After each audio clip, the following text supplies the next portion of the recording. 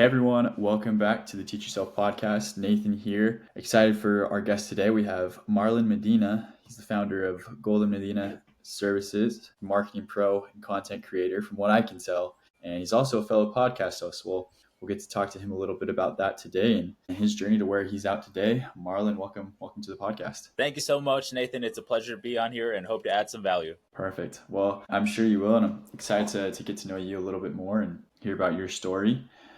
For everyone that's listening, we just want to kind of know and get to know you a little bit better. So just tell me a little bit about your background, your story, where you come from, where you're going. Sweet. Yeah. So I'll start off with my story. I'm a Las Vegas local, native, born and raised in Vegas. And I think even with that, there's an idea that people have in mind that it's just all fun and games. We live inside casinos or something, right? We don't even have schools, right? We just do all this gambling stuff. But I assure you, outside of just that general strip area, it is very much like a real run-of-the-mill city. We have suburbs and whatnot. I'm actually in one right now. And then growing up in Vegas, you have to have, I would say, a really strong entrepreneurial mind because you see innovation, you see business all around you. And so I grew up with that. I grew up with the idea that, hey, if this dirt lot can turn into a multi-million-dollar functioning business that pulls in tens of thousands of customers, then maybe I can turn this small online business into something that trickles in at least a few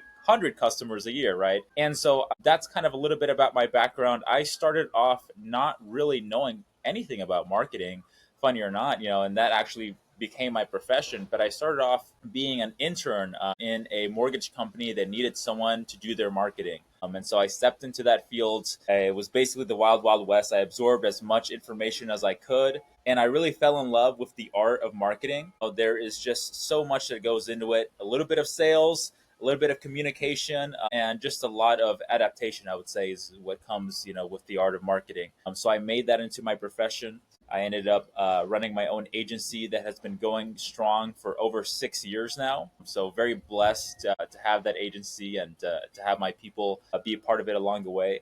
So I mainly social media marketing. So you'll see a lot of content creation. You'll see a lot of media things that we create along the way. And so in a nutshell, that's me and that's what I do. Perfect. That's awesome. I haven't been to Vegas in a long time, but I had some family that lived there a few years back. They've since moved to Arizona, but it's a cool place when you get in there. And I mean, when you're, in the center of Las Vegas, you get to see all the attractions there, but same thing as you get to move out. It's a beautiful place. And I was reading your story earlier on your website, and I saw that what you just shared about marketing for that company. And you had said on there that you were attending college, went to intern for there. What were you going to school for? You know what? So growing up as a kid, I always wanted to become a comic book artist. A Okay. big follower of like Marvel, DC Comics. I had a whole huge stack of comic books, and I fell in love with that. And so I wanted to do art.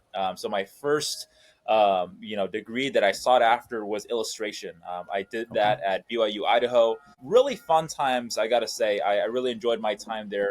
What I would say is, for some people, higher education is really in line with them and what their goals are. And I think it helps them go along the way. I think there are certain industries where pursuing that type of higher college education is a must. I would say on my end, though, I didn't really see that was a necessity. I saw it as a nice little plus. I appreciated my time there, and I ended up meeting my wife there. So definitely a very important period of time. Necessarily go down that route of college, though. After I stepped back out of it, and I decided just to pursue my own, what people commonly would say, right? YouTube University, right? And I think that's what has led me to, I would say, pretty successful, a career in marketing, and just being, self-motivated and always having a hard passion desire to learn. And I think with that, if you're someone listening right now and you're contemplating, hey, should I go to college or do I want to save that money? I'd say if you have that certain amount of motivation, then I'd say you may be able to skip that college degree. Yeah, I would totally agree. I think, college in all ways is a catalyst for everything that we do afterwards, right?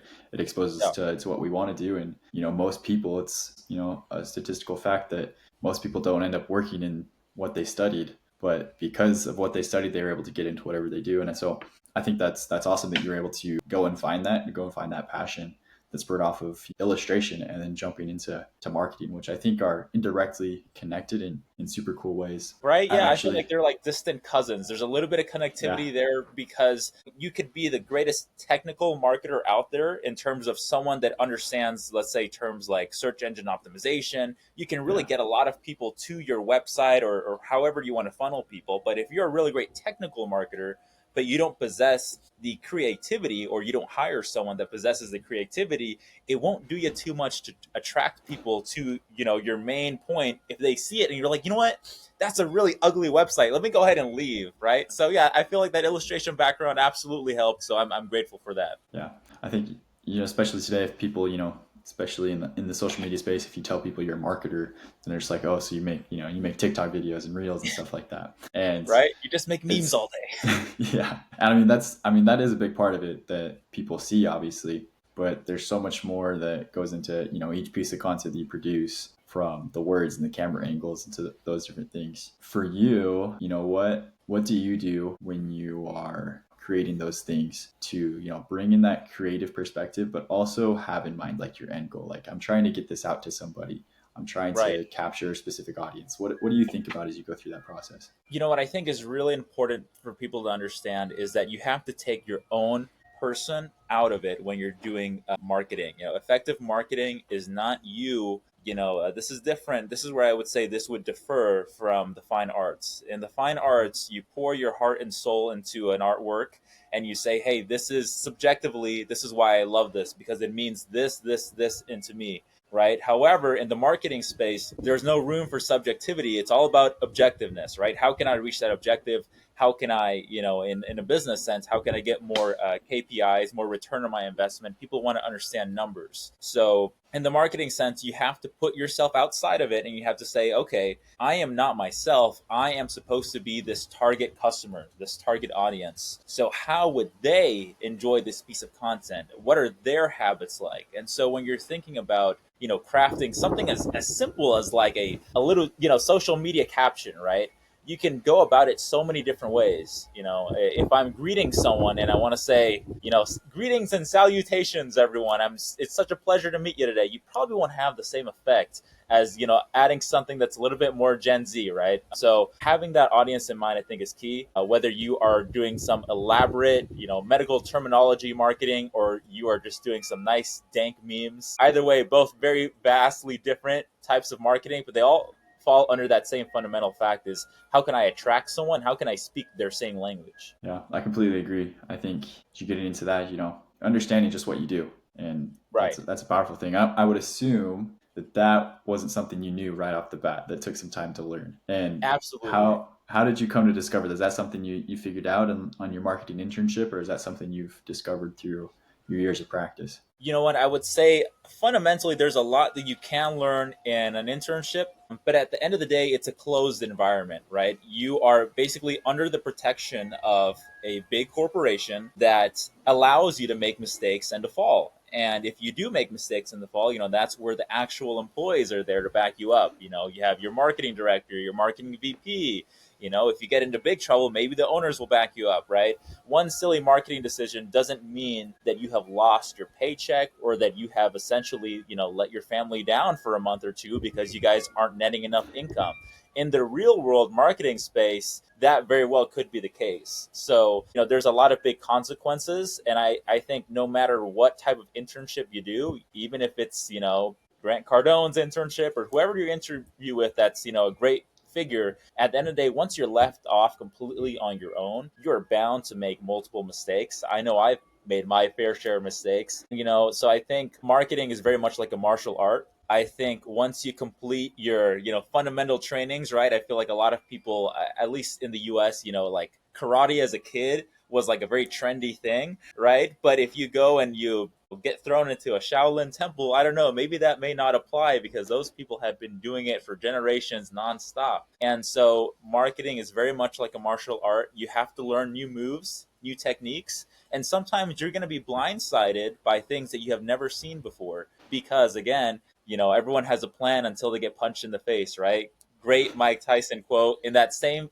way, marketing has so many new facets, so many new things that are in line with social media that never existed 5 years ago that may have never even been in, your marketing textbooks. So you have to be prepared to take those punches and sometimes roll with the punches, unfortunately, and just keep chugging it on, because when you are an agency owner, you have no choice. There is no one else to run to and be like, hey, listen, can I take some time off? I'm not feeling it.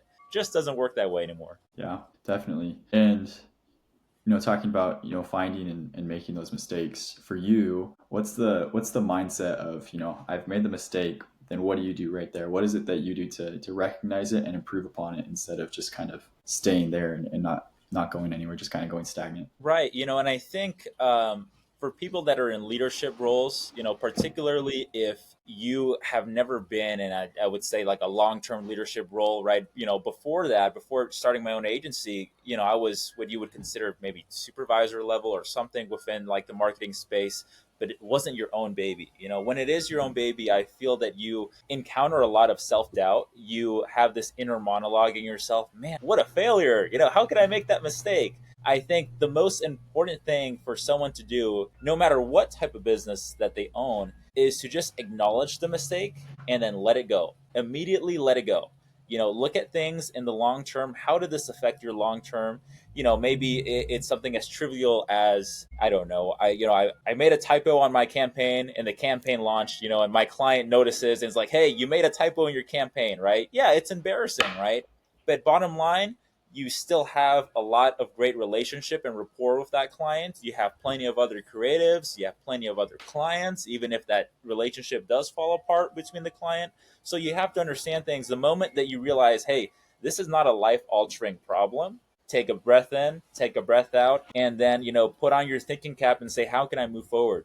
I would speak to myself and say that there's a lot of self doubt, even when you reach maybe a higher level, and when your younger self would feel very proud. Your present self has a habit of forgetting and being ungrateful and not counting your blessings. And I think when we forget to do that, we start to just continue with the self doubt. So the biggest remedy, again, is you got to let it go, acknowledge it, right? Acknowledge it, let it go, and then count your blessings and move forward. Yeah, I think that's a beautiful way to put it, and to recognize that we often forget, what we've already experienced, what we've already learned. And so planning ahead and moving forward, I think that's a great way to look at it. A great bit of advice and insight. As you transitioned out of your corporate job working in marketing, I believe it was from that company you said, and you started Golden Medina Services. I would imagine that you started making, more mistakes than you were used to making on a daily and weekly basis. How did you continue to do what you just mentioned, but how did you build a support group to help you through that thing as you're doing something off on your own? I think even today, there are days where you maybe feel too empty. I think being a business owner is, and I'm pulling back to my martial arts analogy, sometimes you feel like a lone warrior. Even when you have what I would call an amazing support group. My wife is a co-founder in the company. I have another great partner who I love very dearly. I consider him a brother. And even with those support groups, you feel this internal, I would say, dissatisfaction at times. And it's because if you're someone that's so extremely driven, you're so extremely ambitious. Even those mistakes, they may be trivial, but they have a habit of getting to you. So I would say, I experience, what people call, I wouldn't diagnose it as depression, right? But you definitely have your down moments where you are down in the dumps and it seems like nothing can really fix it. I would say if you're a small business owner, you probably, someone has probably felt the same thing before, and I would say there's not really easy remedy. I would say it's more in terms of perseverance, right? The more you continue to persevere, the more you continue to just be steadfast, you almost build a sort of immunity to it. You think about your mistakes just like little chips that are on your shoulder, or even muscles tearing, right? The muscles need to tear in order for them to heal and become stronger. So I would say, if I played things super safe and I never made, a high number of mistakes, I wouldn't be a strong marketer. I would just be someone that is, shy and willing to just do the most vanilla marketing ever. Well, guess what? In this world of, demand for attention, being the most, vanilla or easygoing marketer doesn't work. You have to be pushing boundaries. And if you push boundaries, you're bound to encounter risk. Risk is just part of being a marketer. If you're listening and you don't like to partake in risk, maybe this isn't the right industry for you. Maybe, do something that's a little bit more predictable. But marketing is something that is intensive. But like all things, again, perseverance allows you to withstand that and make that your strength. For sure. I think that just applies in just anything you want to do in life. If you want to be successful at anything. One thing I've been pushing personally in the marketing that I do and to share with other people is that, like, marketing in its essence is something that everybody should learn. Yeah. Especially for building a brand, learning how to, write copy and in some way, shape, or form to create content. Because when you're able to do those things, you can promote yourself. If you ever need to go get yourself a new job, or you're interviewing with a company, you know how to write a good email and communicate with people clearly, or give a presentation to somebody when you're going to win the next job. My education background is in construction. I'm actually graduating from BYU Idaho as well. And one of the big things that we do in this industry is that when you want to get your next job, if you want work as a construction company, you have to go out and you have to bid for it. And a lot of times when you bid for jobs, you have to like present on it, like, hey, this is what we're going to do. This is how we're going to take care of you. And this is how we're going to build your building. And they pick who they want. And so I use that as an example a lot, because this is a skill set you can learn that you're probably not going to be taught in the construction industry until you've gone through 1,001 presentations through trial and error, and you've lost a lot of jobs. Or you can take time to learn some what may seem unrelated skills and struggle there, but then when you go to do the thing you're actually supposed to be doing, you get to build upon it and make that actual success. So I think learning the skills that come with marketing and not being intimidated by it just can help somebody in so many different ways. I don't know, what are your thoughts on that? Yeah, I think nowadays the dynamic of marketing, or even just the workforce in general, is very different. I feel that when you maybe harken back to like Gen X and maybe even Boomer generations, you can get away with being a very type of siloed employee, to where you say, hey, listen, I don't have people skills. I don't care to have people skills. I'm just there to punch in numbers, but I'm really good at it. Nowadays, with the AI and the types of innovations that we have, the ability for someone's role to be replaced is quite simple. Even as a marketer, right? We bring a lot of value, not because necessarily we have the most computational, brain power or anything. We bring value because of the certain ways that we communicate and how we convey that. So if we want to be alive in the industry, the soft skills are really important. Soft skills such as, like as you said, how to give a presentation, or even, that summed up to how to have a conversation with a potential, client or a regional manager, whoever that is, in that industry, being able to hold a solid conversation about your role. And also being able to delegate, I think, is another thing I would say is huge nowadays, because I would say a lot of people aren't used to being able to delegate, especially if you find yourself maybe at the front of the line instead of in the back end and running offices. But a lot of times we forget that nowadays we all have our personal assistants. Nowadays you have ChatGPT, you have Gemini by Google, all these assistants that if you know how to properly delegate, it will allow you to become such a more multifaceted marketer slash business owner slash whoever you want to be. If you learn how to embrace AI, use it ethically, right? But if you learn how to embrace it, you will be far better off than any of our previous generations. Another comment I would make is, people like to poke fun at, the younger generations, right? Hey, Gen Z is dumb. They don't have enough brain cells. They're stuck on their phones. Listen, Gen Z is incredibly adept at, using technology and and delegating and using software at the same time, that they would be able to run circles around previous generations. I think maybe communication in person is a little lacking sometimes. We're too adept to just doing emails. We don't even like to do calls anymore, right? But again, those are soft skills. But when it comes to technical prowess, Gen Z is a force to be reckoned with. Millennials are a force to be reckoned with. And I think respect is due in that sense. So if you guys are listening and you're a younger entrepreneur, be proud of who you are, be proud of your generation. Don't let the older guys drag you down. Just make sure that you work on those soft skills, because that's going to be the difference between you being at the bottom of the line, being a more, 9 to 5 employee, or, low earning person, and being that high earning person. That high earning person knows how to delegate and they know how to communicate. Even if that communication is just barking orders, well, guess what? If you bark those orders effectively, you will get the bag. So, 2 cents. Yeah, no, I think I mean, that's a powerful skill, just being able to delegate. I think we could go down that trail a little bit more even. I saw one of the posts you made just a couple of days ago about wearing a bunch of different roles. You guys were shooting a video and you were in there adjusting the lights and setting the camera. And I think, with delegation comes humility to, change your role and do some different things, but also Absolutely. to let go of something you normally do and give it to somebody else and trust them to do it the way that you would. For you in your company and the things that you do, how do you find that humility to, do something that may seem below you, or to let go and give something away to somebody else? Yeah, I think in the beginning of the firm, it was incredibly hard to delegate just anything, right? Because you have a sense of fear. You're so new to being a business owner. You're so new to having, contractors or employees. You're almost afraid that any task might be failed that you just don't want to let go. And I think that that is something that you immediately need to remedy. You need to let go. I think there was one entrepreneur that I can think of. I don't know if he coined this phrase or if he just stated it, but I heard it from Ryan Pineda. He's a real estate entrepreneur and content creator.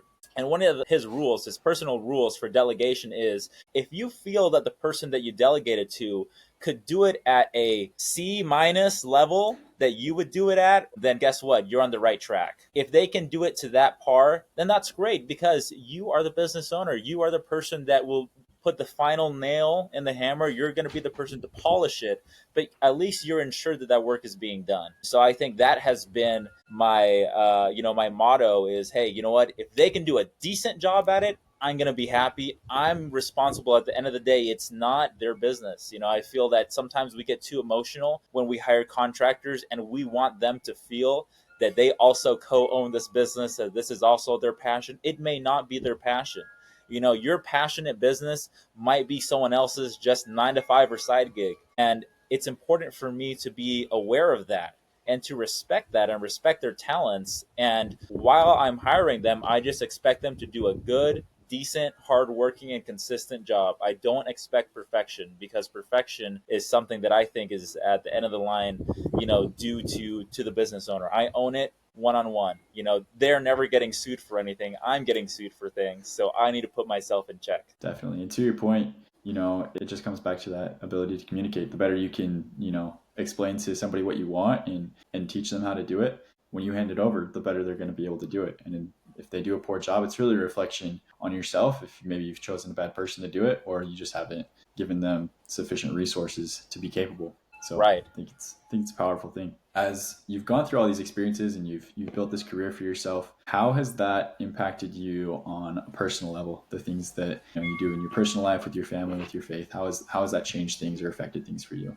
I think being a business owner has fundamentally changed some things. I would say some things it instinctively changes for the better. I think when you're a business owner, you have more confidence. You have the ability to just read conversations better because you are in this mindset of I have to analyze, I have to think through situations, I have to solve problems. On the other end, I feel that people could be at risk, especially if you're someone that's maybe a little bit more introverted. I find myself in that spectrum. I find that if you're introverted, you must absolutely dedicate time for leisure, dedicate time for family, dedicate time for socialization. Because if you don't put that in your calendar, as is my case, sometimes I will forget or I will choose the wrong path, which is I will inundate myself in work. And that's not, I don't believe that that is what we were put on life to do, is to inundate ourselves in work. I think there are finer things in life, more joy that we can find. Even if you love your business, and I think I was in those shoes as well. As an early entrepreneur, I wanted to give my 150% every single day, and I was a pretty healthy guy, went to the gym fairly often. But as I, got lost in the business earlier on, I lost a lot of those habits. Instead of saying, hey, you know what, I need to get my daily workout routine, I would just think, oh man, you know what, I'm running behind on sales. I need to meet my numbers. Let me stay up late tonight. 14-hour days. Let me stay up late again, 14-hour days. And, I had a really a paradigm shift that happened to when my heart paid the price for that. I was a very healthy individual. I was in the cross country team all throughout high school. I was the captain. I had a very healthy heart a few years ago. And then what happened? Well, I started having some heart pain. My heart felt swelled up. And I'm like, what is going on here? Am I having some type of heart attack? So my wife and I went to the hospital and we did all the sort of scans and MRIs and all that kind of good stuff, all to find out that the doctor's diagnosis was just too much stress. I was prioritizing the business too much, even more than my own health. And I told myself that that would never happen again. Love being I love reaching for the stars. I love success, but no type of success is worth your health. I think your health is paramount. And, even if don't have a spouse and you're kind of a lone wolf, I guarantee you that the world is better with you in it than out. So don't lose yourself just for sake of the business. There's people that love you, they want to see you succeed, and that love you outside of the business. So there's a lesson learned. Definitely. I have a mentor actually that a similar thing happened to him. I can't remember the exact medical term, but it's kind of like that same thing. Like he went into like some form of shock because his stress levels were so high and it was impacting how his heart was operating. And the lesson that he gave to me, I don't remember what book it's from either, but it comes back to actually like delegation of what you take care of. And it's like a chart with four different squares and it's divided by like things that are urgent and things that are, I don't remember, I think it was like important or not. So if it's like Right. important Maybe and things that can urgent, wait till tomorrow or things like yeah, that. Yeah. yeah. So how you divided that up, and he wasn't staying in the right zone enough, and he was in the just doing everything area, and it was basically killing him. Like like you're saying, if you stayed there for much longer, it would have been horrible. And I think that brings a great perspective that even when you do something on your own and you want to make an impact, you want to do something important, you can't let go of balance in your life. You have to prioritize everything at its time and you have to make time for everything. And you can't do everything at once either. You have to give a little bit of time everywhere and keep everything spinning, right? And what have been, the struggles and successes that you've seen with that and the things that you've learned from it? I think one struggle of mine, and I persist and I go through it every day, is because I have a desire to do a lot of things at once. And I think when you have that desire, it's very healthy. It allows you to be innovative and think outside the box. But in that same sense, it can also be your worst enemy because you need to maintain focus in one area.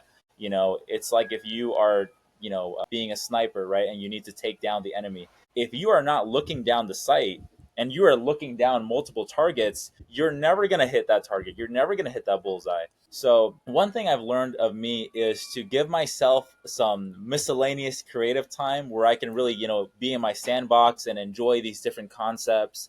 And some concepts I'll even build up to the point to where, there's a brand or a sub brand already created, within my business. Will I pursue that further? Maybe not, because I need to, make sure that my goals are hit. But I can at least allow myself the pleasure of playing around with it, right? I think for some people, they have different hobbies, but some hobbies are, you go out boating. I think one of my hobbies, at least in the world of business, is, just creating different brands. But you can't put your all in all these different sub brands. I think many people just struggle to grow even one brand. So don't get too ahead of yourself. Leave that idea in the back burner. There's nothing wrong with leaving an idea in the back burner. And I've actually seen the success of that. I had an instance to where I wanted to create a political marketing brand. Now, my agency has always stayed apolitical.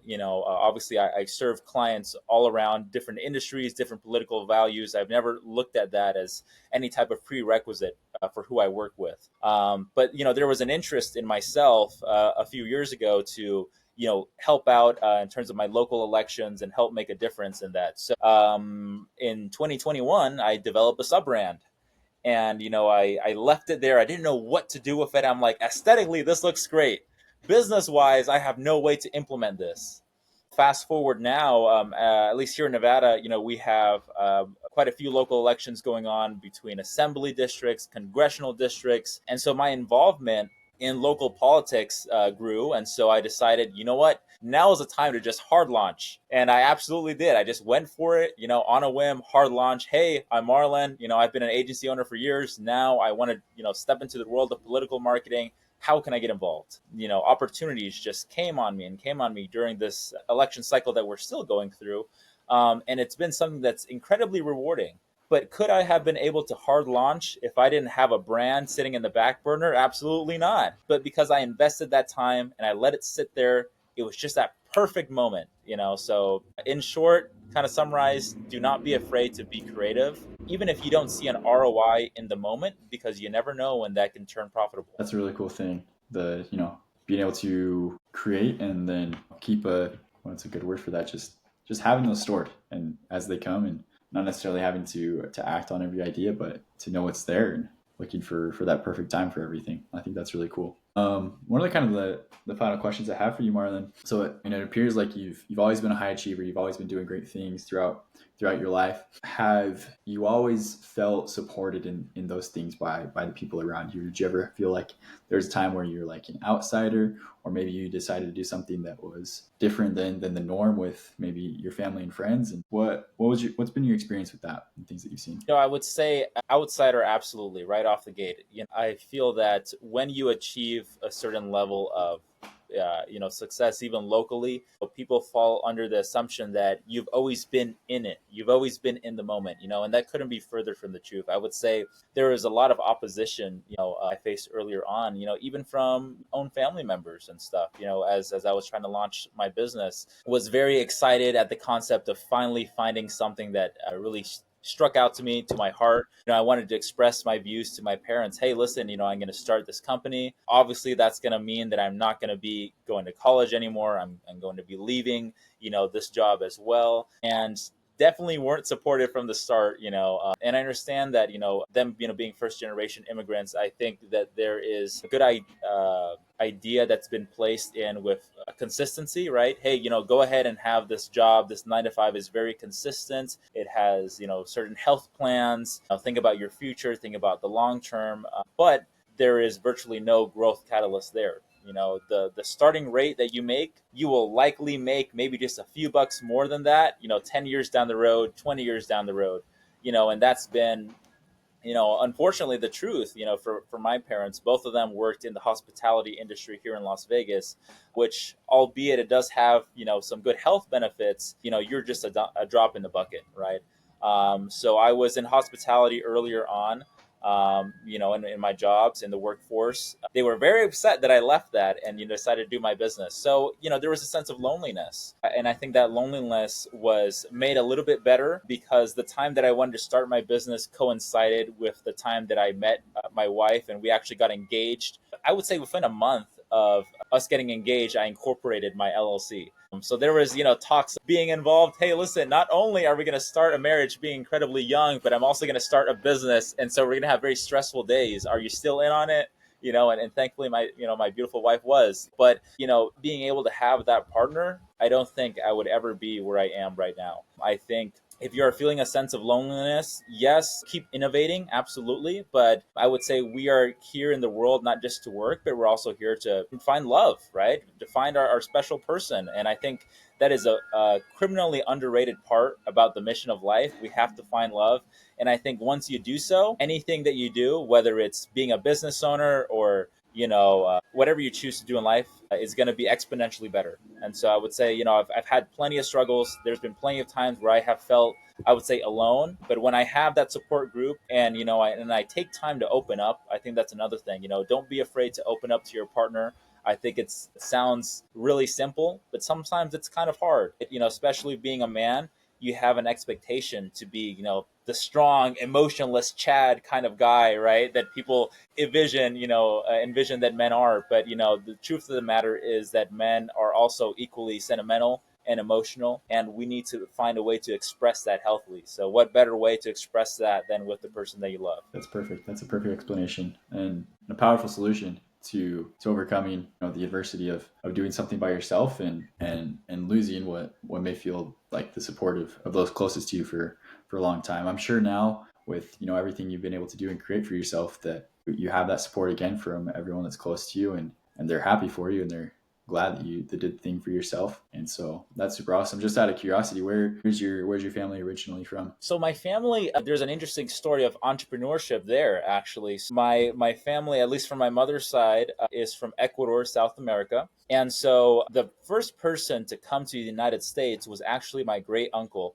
and he came because he was a world famous circus performer. So clearly, not your average 9 to 5 job at that time. You know, a risk taker in every sense. I mean, this was before, there was OSHA. This is before there was having safety nets and things like that we take for granted and we think are absolute must nowadays to be in any type of acrobatic performance. Before that, you lost viewers if you had a net, right? And so, an absolute risk taker, very proud of my heritage and that entrepreneurial spirit just from the get go.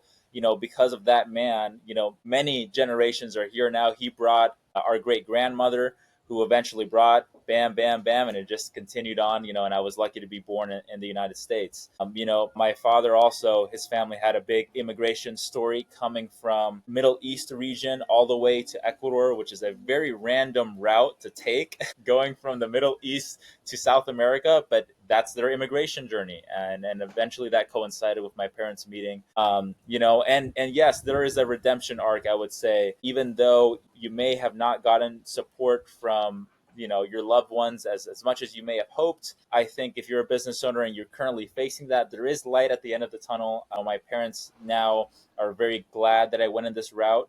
And so I would hope for nothing more than for someone that even if you go against the grain, at the end of the day, you can have some people back in your corner, and it does kind of feel good to rub it in every now and then and be like, hey, remember, I told you I wanted to do this. I was right. That's awesome. No, that's a really cool story. And to have that inspiration from not just others, but people that are close to you and a family value that means something to you. That's super awesome. As we kind of close out here, and before I ask you kind of any of your last thoughts, where can people find you? What's the best place to follow you and see what you're doing? Absolutely. Well, there's a lot that I do in the world of business, in the world of marketing. I would say if you are just curious to know what I do in general, go ahead and follow my Instagram. It is the Marlon Medina. In there, if you want to work directly with me in marketing, you can find the agency. If you need a direct consulting or if you need media production or anything that falls into that general scope of marketing, you can find those resources there and then branch out appropriately, whether that's talking to me directly or, finding support on the website.